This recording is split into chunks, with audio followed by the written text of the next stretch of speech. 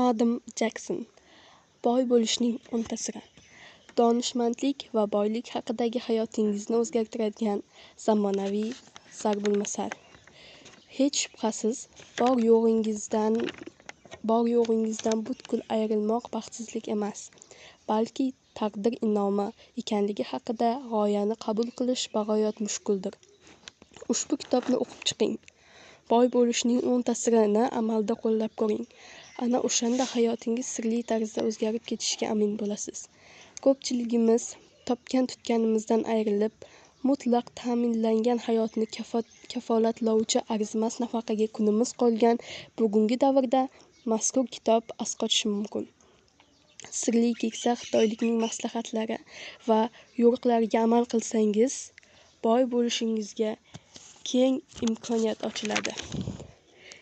Inson zakovati yetgan va ishongan barcha narsaga erishishi mumkin. Adam Jackson.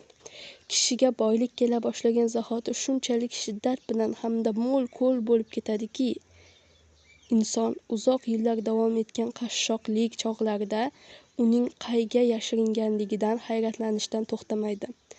Napoleon Hill. Kirish. Biz 65 yoshga yetganimizda 90% dan ko'pimiz yo hech vaqoga yaramaydigan yoxud barbod bo'lib tugagandek ko'rinamiz. 8% erkaklar va 2% ayollarnigina moliyaviy jihatdan mustaqil deb atash mumkin bo'lgan holda, faqat 1% gina aholini boy desa bo'ladi. Buning sababi nimada? O'sha 1% kishilarga boshqalar bilmaydigan yana nima narsalar ma'lum?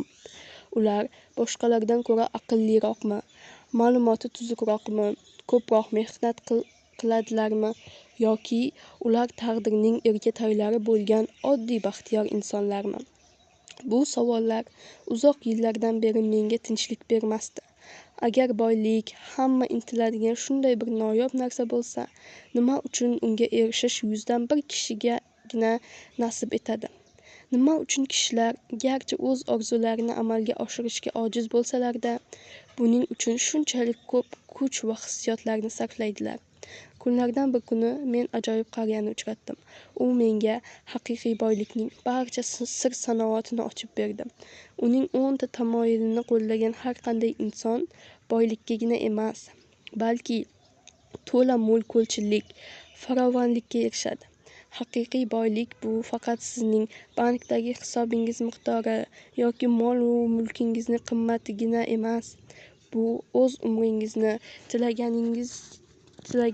tilaganingizcha kechirishingizga yetarli darajada mablag' bilan ta'minlanganingiz demakdir.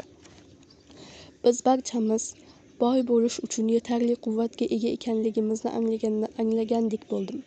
Shart-sharoitlarimizning qay darajadaligi, yosh yoki keksaligimiz, qora yoki oq tanli ekanligimiz, nigohlangan yoki so'qqaboshligimizning bu yerda ahamiyati yo'q.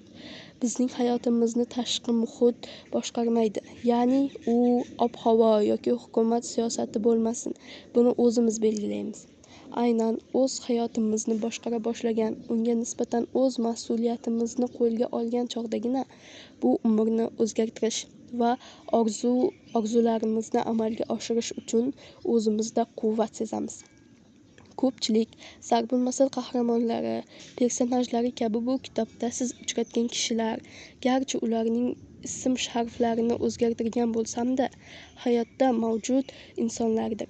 Ularning boshidan kechirgan voqealar sizga ibrat bo'lishi va o'sha qahramonlar singari o'z hayotingizdan haqiqiy boylikka erishish uchun sizda istak paydo bo'lishida ko'maklashuviga katta umid bildiraman. Adam Jackson. Hartford Reed. Noyabr 1995 yil.